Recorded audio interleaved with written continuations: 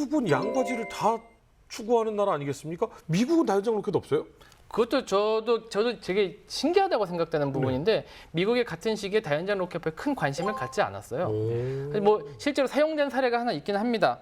그 이제 소련이랑 독일이랑 다르게 완전히 새로운 형태의 플랫폼을 네. 사용해서 2차 대전 말기에 사용을 하는데 사진에서 보이는 것 같이 이제 1943년에 처음 등장했던 T-34 칼리오페라고 하는 이건 60연장짜리 로켓입니다. 탱크에 달아놨네요. 네, 그렇죠. 이거 정말 특이한데 보통은 뭐 독일은 견인포를 썼고 소련은 자주포화 시켰죠. 트럭에다 얹어서. 네. 근데 미국은 자신들이 그 당시에 주력으로 사용하고 있던 M4 셔먼 전차 포탑 위에다가 마치 차량 옵션 상품처럼 네. 제공을 했어요. 그러니까 T-34 칼리오페라고 하는 무기는 저 옵션 상품이에요. 오. 전차는 따로 있고, 그러니까 전차 대대에 이 무기를 주는 거예요. 오. 그럼 전차 포탑이랑 포에 물려서 포 각도를 조절해갖고 저 뒤에 달려 있는 저 다연장 로켓 포까지 각도를 조절해서 쏠 수 있게 만든 거고요.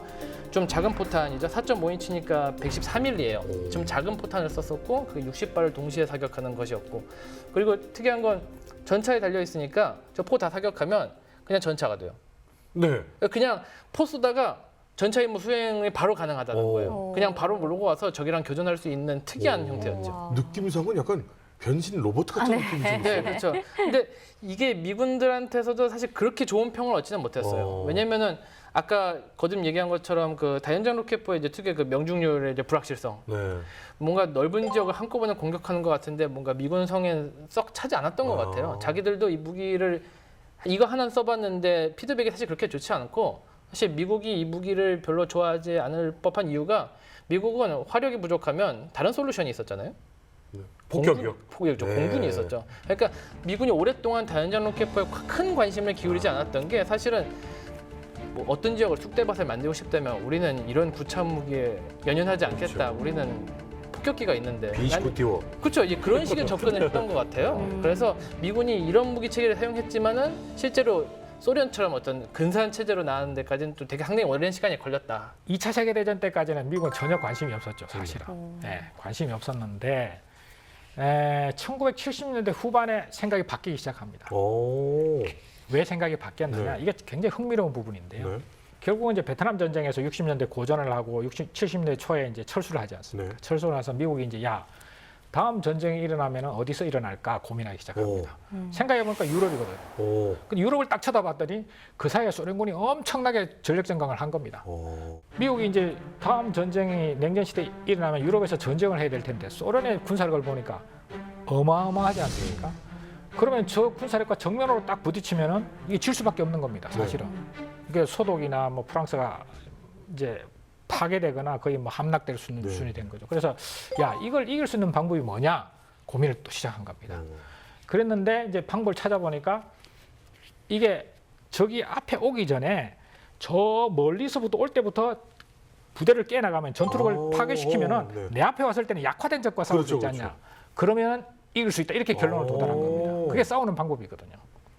그래서 그러면은 저 중심에서부터 멀리서부터 오는 걸 깨려면 뭐가 필요하지? 라고 생각한 겁니다. 그런데 당장 생각하는 거는 전투기지 않습니까? 폭격기. 공군 그렇죠. 그런데 1974년도 중동전쟁을 딱 봤더니 전투기가 지대공 미사일한테 엄청 격추되는 겁니다. 오.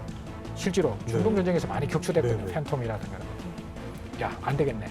전투기도 못 믿겠어. 만약에 스텔스기가 개발되면 좋겠지만 스텔스기는 그 당시에 나타나지도 않아. 네.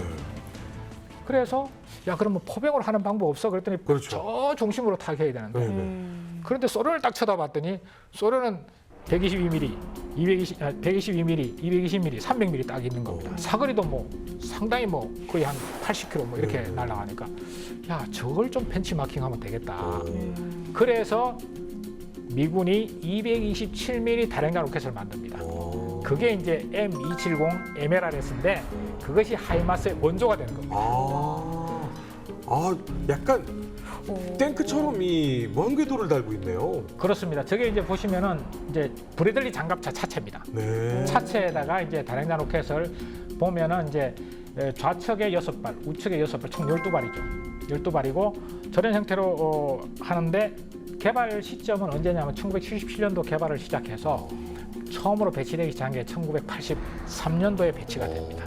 그래서 우리가 여기서 흥미로운 것은 결국은 이제 이 무기 체계가 싸우는 방법이 달라짐으로 해서 과거에 관심도 안 뒀던 무기 체계가 중요한 어떤 무기 체계가 되고 그것을 발전시키는 이게 이제 군사 혁신이 되는 거죠, 사실은. 이게 굉장히 흥미로운 부분이라고 할 수 있습니다.